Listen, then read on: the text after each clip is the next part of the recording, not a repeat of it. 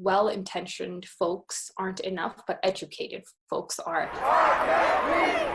As protests like this continue around the world, a lot of people wonder where their place is in the struggle against racism. They may think being an ally means showing up at rallies like this one in Calgary, and that actively showing their support during an event like this is enough. But there's a lot more to it than that.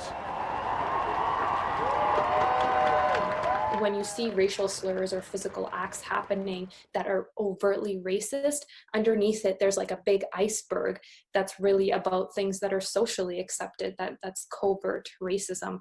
And when you understand that, that's when you can get into the next part, which is like, okay, I'm not okay with this behavior, but that's not enough. A lot of the times people will say, I don't see color, I have Black friends, I have an Asian wife, I love curry. You need to understand that privilege and do something about it. That begins with education. There's so many resources online that will help you understand that privilege and what racism is and what it looks like. I would recommend talking to people that you personally know, but don't expect that they're comfortable talking about it because they might not be. And that's also something you need to accept, that not everybody wants to talk about it. And only after you've done that should you speak up. And by speak up, I mean speak up against injustice, but not over. So if you see something happening to the Black community, for example, me as an ally, I would speak up against it, but I'm not going to speak over them. I'm going to let them speak and do their part.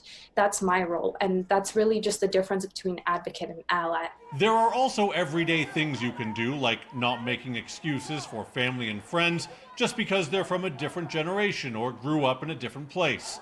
And by talking to kids, since racism is a learned behavior. An ally is basically someone who, understands their privilege, does their homework, speaks up, apologizes when they make a mistake, and ally is a verb, so it's like continuously doing it. In Calgary, Jonathan Muma, City News.